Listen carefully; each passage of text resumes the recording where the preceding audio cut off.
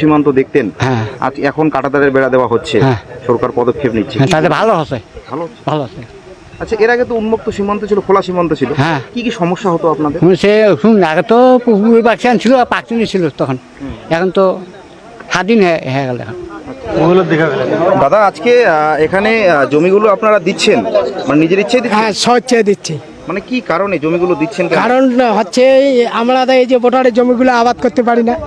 আচ্ছা, হ্যাঁ, গরু বাছুরে খাইয়া ফেলায়, ধান কাটি নিয়ে গায়ে। বাংলাদেশের দুষ্কৃতীরা? হ্যাঁ, দুষ্কৃতীরা। আচ্ছা, তো আপনাদের একটা দীর্ঘদিন ধরে ভয় ছিল? হ্যাঁ, ভয় সেই ছিল। ভয় কাটিয়ে অবশেষে কাঁটাতারের বেড়া বেড়া হইলে আমরা খুব ভালো থাকবো। আচ্ছা আচ্ছা। দাদা, কি নাম আপনার? আমার নাম পুলিশ যাদব। আচ্ছা, আপনার সীমান্তে জমি দিয়েছে? হ্যাঁ, জমি পড়ছে।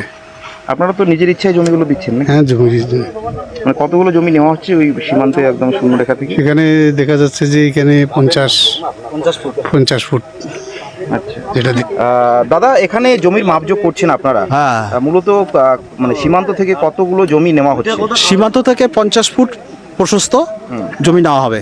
আচ্ছা, এই গোটা দহগ্রাম আঙ্গারপোতা সীমান্তে তো একদম শূন্য রেখায় কাঁটাতারের বেড়া দেওয়া হবে। হ্যাঁ। তো সেক্ষেত্রে এই দহগ্রাম আঙ্গারপোতা সীমান্তের জন্য কত জমি বরাদ্দ করা, মানে কত জমি ওদের? 95 একর, মানে 14টা মৌজার 95 একর জমি যাবে।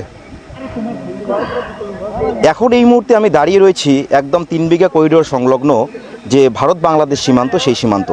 বাংলাদেশের ওপারে রয়েছে দহগ্রাম আঙ্গারপোতা গ্রাম, যে গ্রামে যে সীমান্তটা এতদিন ধরে উন্মুক্ত ছিল, অবশেষে রাজ্যের মুখ্যমন্ত্রী শুভেন্দু অধিকারীর নির্দেশে সেই উন্মুক্ত সীমান্তে কাঁটাতারের বেড়া দেওয়ার কাজ কিন্তু শুরু হয়ে গিয়েছে।